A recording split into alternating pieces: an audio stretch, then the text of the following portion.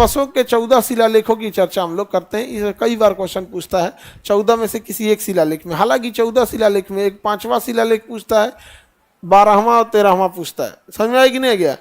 Mainly यही सब शिलालेख पूछता है। एगो अशोक का दूसरा शिलालेख, तो देखिए हम लोग ध्यान से देखते हैं। अशोक ना भारत के अलग अलग शहरों में 14 जगह एक विशाल क्या बनाया था शिलालेख में, 14 जगह विशाल शिलालेख बनाए थे, इसीलिए इसे चतुर्दश शिलालेख कहते हैं। कितने जगह बनवाया था?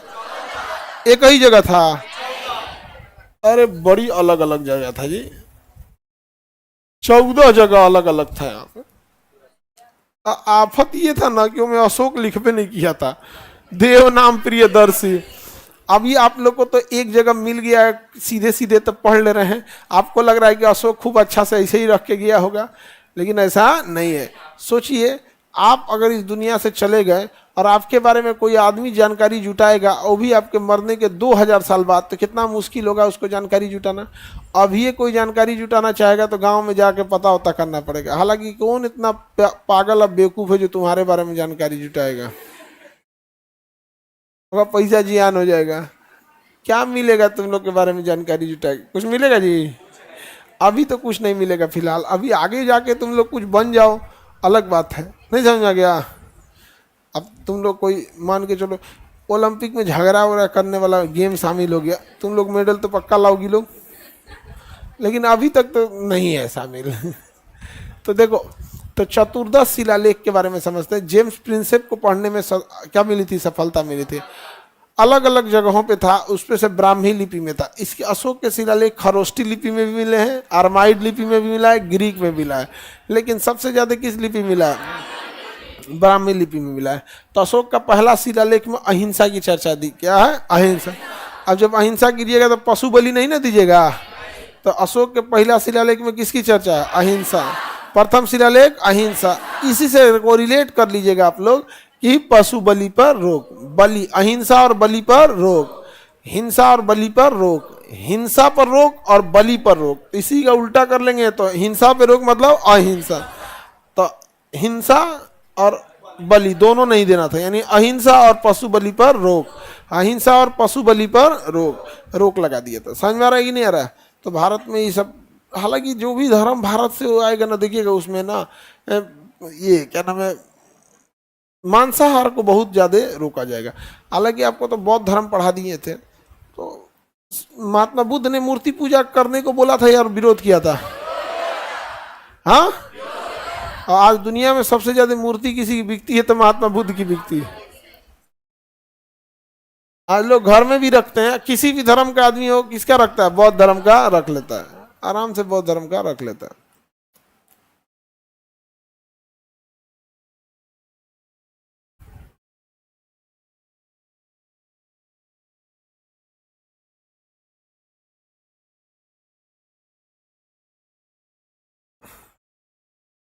ये बेवकूफ संघमित्रा उसकी बेटी का नाम था। प्रिय पत्नी संघमित्रा नहीं थी, पुत्री थी, पुत्री। पढ़ाकर तुम सीबीएसई से हिंदी मीडियम में आया है। पुत्री पत्नी पढ़ रहा है उसको। अहिंसा वाली कौन थी? कारूबा की। हमको लगता है पहिलका शिलालेख वो लिखवाई थी। नहीं समझ में आ गया? कौन लिखवाई होगी? कारूबा की।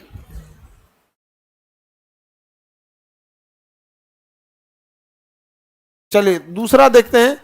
दूसरा में क्या है? पशु चिकित्सा। दूसरा में पशु चिकित्सा। और दक्षिण भारत के कुछ राज्यों की चर्चा है, जैसे चेर, पांड, श्रीलंका, केरल पित्र, सतीय पित्र, किंतु चोल वंश की चर्चा नहीं है।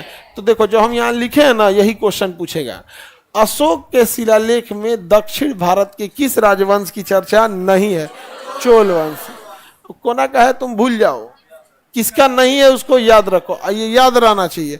तो बताइए पशु चिकित्सा की चर्चा किस शिलालेख में? किसमें? दूसरा में। पशु चिकित्सा दूसरा में। दक्षिण भारत के राज्यों की चर्चा दूसरा। किस राज्य की चर्चा नहीं है? किसकी चर्चा नहीं है? चलो पहला में क्या है? दूसरा में पशु चिकित्सा। और दक्षिण भारत के राज्य, दक्षिणी राज्य, किसकी चर्चा नहीं है? तीसरा शिलालेख में लिखा गया है 3 अधिकारियों की चर्चा है, राजुक, युक्तक और प्रदेशक। कितने अधिकारी? राजुक, युक्तक और प्रदेशक। सबसे महत्वपूर्ण राजुक होता था, सबसे महत्वपूर्ण राज। आज के समय डीएम के समान होता था राजुक। इसने कहा था अशोक ने कि मैंने राजुक को इतना अधिकार दिया है और आदेश दे रखे हैं कि यदि कोई अच्छा काम करे तो उसे पुरस्कृत करे और कोई गलत काम करे तो उसे दंड दे। अब देखिए जिला में भी यही होता है, डीएम जो होते हैं डिस्ट्रिक्ट मजिस्ट्रेट, तो डीएम जो होते हैं वो क्या करते हैं, किसी भी चीज़ को अगर आपके यहाँ अच्छा होगा तो आपको पुरस्कार देंगे और नहीं तो फिर सजा भी देने का अधिकार डीएम के पास ही होता है, क्योंकि डीएम बहुत बड़ा पोस्ट होता है जिला में उससे ऊपर कोई पोस्ट नहीं होता, तो बड़ा है वो। समझ में आ गया कि नहीं आ गया? किसी को कोई दिक्कत? तीसरा शिलालेख हो गया। कितने अधिकारी? कितने अधिकारी? सबसे प्रमुख अधिकारी है। चौथा में धम्म घोष की जगह भैरी घोष। भैरी घोष की जगह धम्म घोष। भैरी घोष का मतलब होता है युद्ध, धम्म घोष का मतलब होता है धर्म। बौद्ध धर्म को धम्म कहेंगे। तो बताइए युद्ध की जगह धम्म नीति किसमें है? चौथा में। किसमें? चौथा में। किससे कहने पे किया है ये? कारुआ। क्या कहने पे किया है? कारुआ की। माने इसको चौपट करने में सबसे बड़ा योगदान।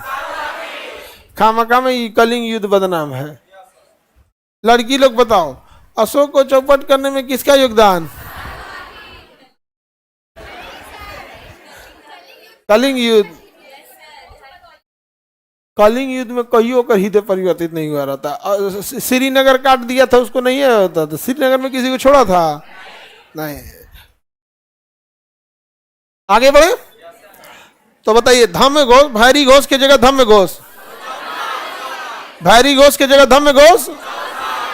चौथा शिलालेख। चौथा शिलालेख। पांचवा में कहता है इसने धम्म महामात्र की नियुक्ति किया। एक अधिकारी जिसका नाम था धम्म महामात्र, ये देख रहा था कि लोग अहिंसा का पालन कर रहे हैं कि नहीं, धार्मिक हिसाब से चल रहे हैं कि नहीं। इसी का कॉपी किया था औरंगजेब ने। उसने मोहत्सिब नाम का एक अधिकारी नियुक्त किया था। जो अशोक ने धम्म महामात्र नियुक्त किया था ना, औरंगजेब ने क्या नियुक्त किया था? मोहत्सिब। मोहत्सिब। औरंगजेब ने क्या नियुक्त किया था? मोहत्सिब।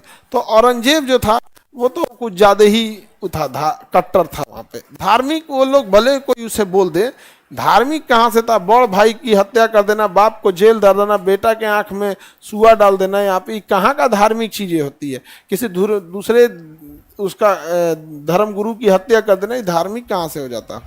तो पांचवा शिलालेख समझ में आ गया कि नहीं गया? कौन से अधिकारी?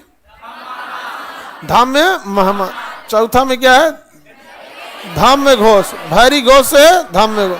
पहला बोलिए। दूसरा पशु चिकित्सा। तीसरा में 3 अधिकारी। चौथा धम्म घोष की जगह भैरी। ओहो, बार बार हमारे अंदर हृदय की वो जो नहीं होता है, हमको अपना वाला आ जा रहा है कि धम्म घोष की जगह भैरी घोष। लेकिन अशोक ने तो भैरी घोष की जगह धम्म घोष किया था। हमको अपना इंटरनल फीलिंग आ रहा है, धम्म घोष की जगह भैरी घोष। लेकिन यहाँ तो उल्टा है, यहाँ तो हावी है कारुबा की। धम्म घोष के भैरी घोष की जगह क्या करा दी? धम्म घोष। नहीं तो हम लोग बहुत बड़े रहते लोग।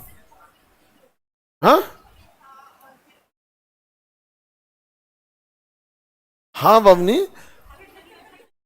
बबनी के सबसे बड़ा दुख ये है कि सारा दोष कारुबाकी पे क्यों? ये सब बेचारी सीरियस समझ जाती है सर। ऐसा कुछ नहीं होता है, ध्यान से समझो। ना निग्रोथ, ना उपगुप, ना कारुबाकी। इंसान जब तक खुद नहीं बदलना चाहता है वो कभी नहीं बदलता है। ऐसे मजाक में बोल देते तुम सब सीरियस ले लेती है, तो हमको कभी कभी सही लगने लगता है दिमाग कम है। ऐसे तो मजाक में बोलते हैं, वो पूरा सीरियस है। ऐसा लग रहा है कि मतलब कारुबाकी की ननद है।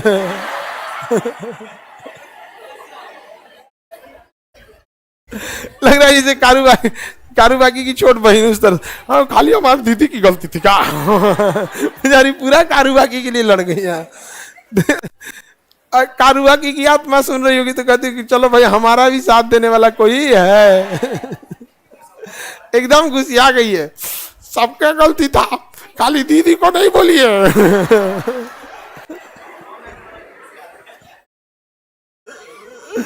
नहीं, तुम्हारी दीदी एकदम बढ़िया थी एकदम। चलिए आगे बढ़े। धम में महामात्र किसमें? धम में घोष की जगह भैरी, भैरी घोष की जगह धम में घोष। धम में महामात्र।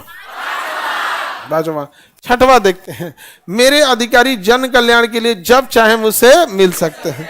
छठवा में क्या है? जब चाहे तब मिल सकते हैं। किससे? अशोक से। जब चाहे तब मिल सकते हैं किसमें? छठा में जन कल्याण के लिए। किस चीज के लिए?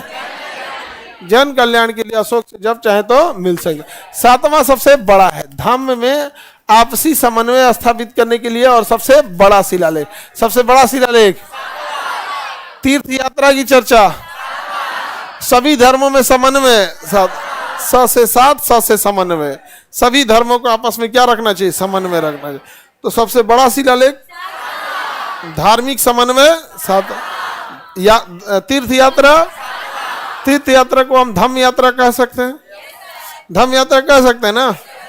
आठवां शिलालेख में अशोक ने कहा है कि इसमें अशोक ने धम्म यात्रा की चर्चा किया है जो राज्याभिषेक के चौथे वर्ष से चालू, और 10वें वर्ष कहाँ पहुंचा था? 20वें वर्ष, 10वें वर्ष, 20वें वर्ष राज्याभिषेक के चौथे। ये याद रखना बड़ा इजी है। कलिंग युद्ध भी राज्याभिषेक के 8वें वर्ष, धम्म यात्रा भी राज्याभिषेक के 8वें वर्ष, और इसकी चर्चा भी 8वें शिलालेख में। 8वें वर्ष है, 8वें शिलालेख में। किसमें? 8वें शिलालेख। समझ में आ गया कि नहीं आ गया? कोई दिक्कत? तुम्हारा अपनी ये बकलोवा, तुम लोग कुछ बोलता है। आगे बढ़े। 8वां, 9वां देखते हैं हम लोग। 8वां तो समझ में आ गया ना, धम्म यात्रा। 8वां में क्या है? धम्म यात्रा। 9वां में क्या? छोटे मोटे त्योहार पे प्रतिबंध लगा दिया। छोटे मोटे त्योहार पे क्या कर दिया था? छोटे त्योहारों पे क्या कर दिया था? प्रतिबंध लगा था। इस शिलालेख में सच्ची शिष्टाचार और सच्ची भेंट का उल्लेख है, और छोटे मोटे त्योहारों पे क्या कर दिया है? रोक लगा दिया है। समझ में आ गया कि नहीं आ गया? 9वां में क्या लगा दिया है? छोटे त्योहारों पे रोक। केवल बड़ा त्योहार बना सकते हैं, छोटा नहीं। जैसे 9 दिन का नवरात्रि है ना, नवरात्रि छोटा त्योहार है, बड़ा त्योहार होता है।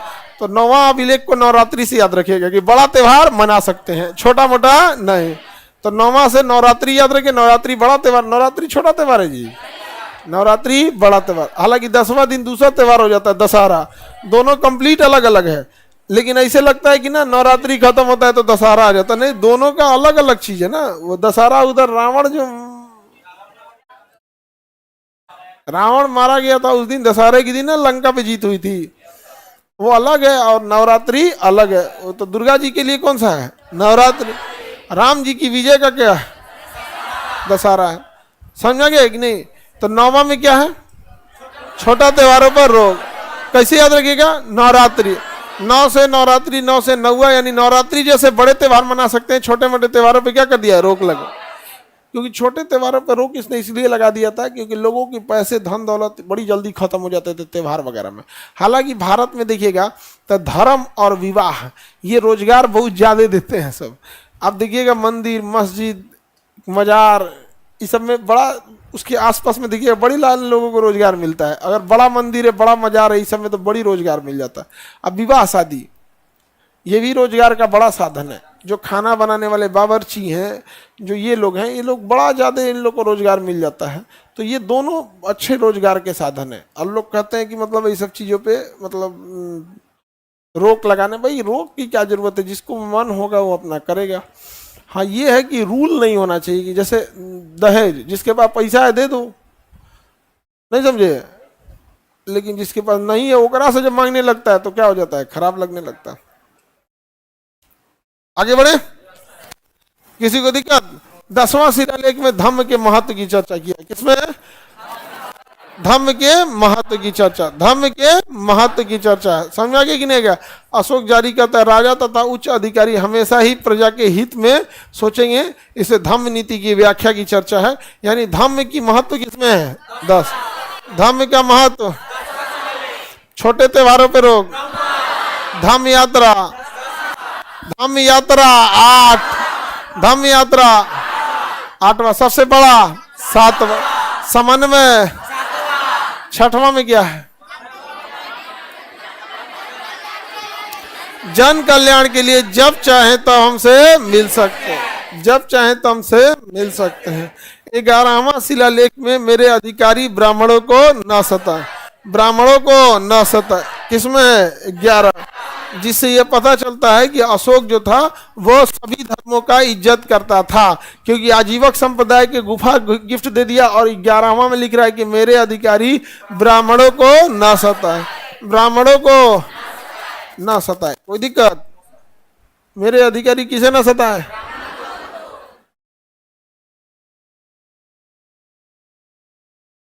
12वां शिलालेख में लड़की लोग की चर्चा है, स्त्री महामात्र किसकी है? जैसे 5वां में था धम्म महामात्र, वो धार्मिक के हिसाब से देख रहा था। स्त्रियों के आर्थिक सुधार, उनकी स्थिति को और अच्छा करने के लिए, उनकी शिक्षा इत्यादि को देखने के लिए एक अधिकारी नियुक्त किया गया था 12वां में, स्त्री महामात्र। किसमें? स्त्री महामात्र किसमें? अब ब्राह्मणों को न सताएं 11, याद कैसे रखेंगे? 11 रुपये चंद गुरु दक्षिणा दे दीजिए ब्राह्मण को, सताइए नहीं। कम से कम कितना रुपया दे दीजिएगा? अब ओकरा से कम कौन ची देगा? 11 से कम कौन ची? चावल ले तो और खतरनाक हो।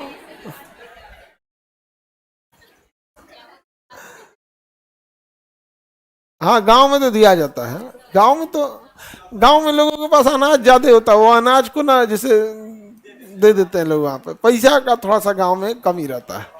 तो बताइए 11वां में ब्राह्मणों को न 12 स्त्री 13 कलिंग युद्ध, 12 में है स्त्री महामात और 13 में है कलिंग युद्ध, 13 में है कलिंग युद्ध, 13 में है कलिंग। देख रहे हैं सबसे आखिरी में लिखा है कौन सा युद्ध? कलिंग युद्ध की चर्चा है। कलिंग युद्ध की चर्चा 2 ही अभिलेख में मिलेगा, एक खारबेल का हाथी गुफा अभिलेख, एक 13वां शिलालेख। क्योंकि कलिंग युद्ध ने ना कलिंग के लोगों के ऊपर 13 बजा दिया था। क्या बजा दिया था? 13 बजा दिया 13वें शिलालेख में, और उसी में लिखा है कि हृदय परिवर्तित हो गया और कारूबाकी की कोई गलती नहीं थी। लड़की लोग, और कोई है कि इसमें कारूबाकी की बहन? देखो यहाँ पे आगे बढ़े, ऐसा कोई गलती उलती नहीं, खुद ही बेचारा। देखो कोई इंसान एक काम करते करते उब जाता है, किसी को अशोक लड़ते लड़ते, मतलब ऐसे दिखने में राजा की जिंदगी अच्छी होती है। कभी किसी चमकते हीरे से पूछना, जिसकी लोग तारीफ करते हैं एक चमकते हीरे की, लेकिन एक हीरे से पूछो एक पत्थर बन के पूरी जिंदगी बिता दिया उसने। बड़ा टफ होता है जितना बड़ी जिंदगियां होती हैं। तुम कभी मोदी जी से पूछना कितना टफ जिंदगी होगा। केवल लोग आपको समझाने आएंगे, आपको ऐसे करना चाहिए, ऐसे करना चाहिए, ऐसे करना चाहिए, ये होना चाहिए, ये होना। अरे भाई कभी उस इंसान से पूछे हो? कुछ नहीं, हमेशा उसी से।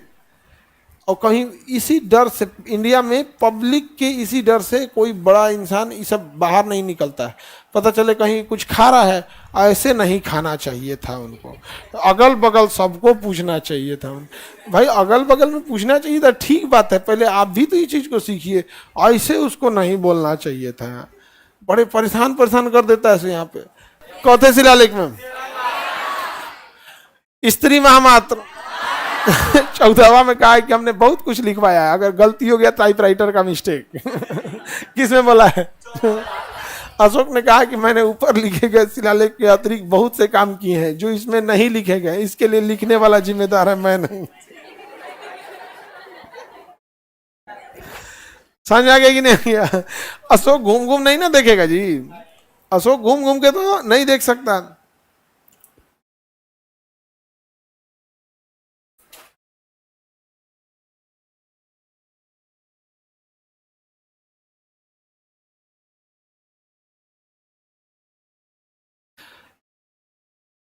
किसी को दिक्कत? 14 याद रहेगा? बताइए। स्त्री महामात्र, धम्म महामात्र, धम्म महामात्र 5वां, राजयुक्तक प्रदेशक। बाबू 14 शिलालेख में 14वां तो कोनो काम का नहीं। 14वां किसी काम का है, लिखने वाला गलती है। अगर 14वां किसी काम का नहीं है तो एकदम आखिरी हो जाएगा 13वां। तो कलिंग युद्ध को एकदम लास्ट में लिखा है, कहाँ पे 13। 14वां में बोलता है कि हमारी कोई गलती नहीं। तो 14 को में 2 को तो ऐसे ही नहीं पड़ गया, ये लास्ट वाला किसी काम का नहीं। और 13वां में किसकी चर्चा है, कलिंग युद्ध की चर्चा। और कलिंग युद्ध में जस्ट उसके ऊपर स्त्री महामात्र, अधिकारी से रिलेटेड 3 गो, तीसरा राजयुग युक्तक प्रदेशक, 5वां धम्म महामात्र, और 12वां स्त्री महामात्र, स्त्री महामात्र। तो 3 गो तो अधिकारी से रिलेटेड हो गया, तीसरा 5वां 12, 3 5 और 12 किससे रिलेटेड हो गया, अधिकारी से, अधिकारी से हो गया। 13 14 याद रहेगा, कलिंग युद्ध 13, 14 में टाइपराइटर की गलती, 5 गो तो ऐसे नहीं पड़ गया। पहला में अहिंसा, दूसरा में पशु चिकित्सा, दूसरा में पशु, चौथा जरूरी है याद रखिएगा, भैरी घोष की जगह धाम घोष, भैरी घोष की जगह धम, भैरी घोष की जगह धम। सबसे बड़ा कौन सा है, 7वां। तो सब भूल जाइएगा, लेकिन जो हम बोल रहे हैं वो नहीं भूलना चाहिए। जो अधिकारियों की चर्चा है वो नहीं भूलना चाहिए। अधिकारियों की चर्चा जैसे 3 अधिकारी तीसरा, धम्म महामात्र 5वां, स्त्री महामात्र 12वां, कलिंग युद्ध 13वां नहीं भूलना चाहिए, भैरी घोष की जगह धम्म घोष चौथा नहीं भूलना है आपको, 7वां सबसे बड़ा है नहीं भूलना है आपको। पहला दूसरा तो भूलेगा नहीं, अहिंसा है, दूसरा में पशु चिकित्सा, अहिंसा और पशु चिकित्सा। 14वां शिलालेख याद हो गया, सारी तो संविधान के अनुच्छेद की तरह है। खत्म हो गया यहाँ तक 14 शिलालेख।